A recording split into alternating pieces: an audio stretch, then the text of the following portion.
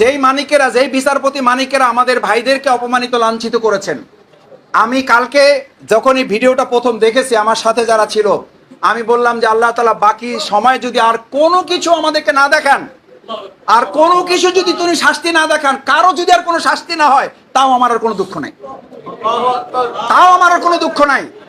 এক মানিকের অপমান লাঞ্ছনা আমাদের বিগত 15.5 বছরের সমস্ত লাঞ্ছনার প্রতিশোধ আল্লাহর উপর দিয়ে চালাই দিছে।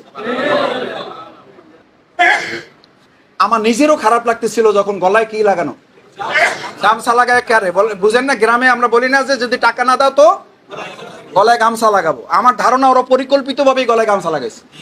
এটা হলো মানুষের চূড়ান্ত লাঞ্ছনার বহিঃপ্রকাশ। এসব কিছু দেখেও যদি আপনাদের অনুভূতি না হয়, এসব কিছু দেখেও যদি আল্লাহর প্রশংসা করতে ইচ্ছা না করে, এসব কিছু দেখেও যদি আল্লাহর প্রতি নিজেকে আরো বেশি বিনয়ী করতে না ইচ্ছা করে, আমি আবার বলছি সতর্ক হন।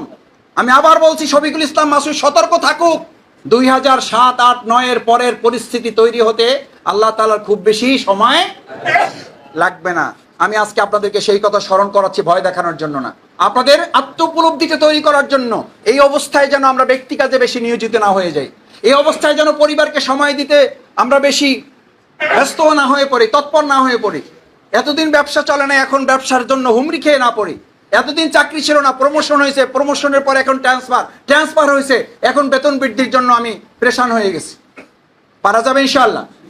সেই জন্য প্রোগ্রামে কোন পরিষদে বলেছেন যে আমরা খেয়াল রাখবো, কেউ দুনিয়ার স্বার্থ হাসিল করার জন্য দিচ্ছে এটা হয়তো আমরা বুঝতে পারবো না, কিন্তু খেয়াল রাখতে হবে মানবিক দৃষ্টিতে আমাদেরকে আল্লাহ যতটুকু দৃষ্টি দিয়েছেন, এটা খেয়াল রাখতে হবে কেউ যেন এটা করে দুনিয়ার উদ্দেশ্য হাসিল করার লক্ষ্যে আমাদেরকে বিতর্কিত করতে না পারে। এখন সামাজিক যোগাযোগ মাধ্যম আমার মনে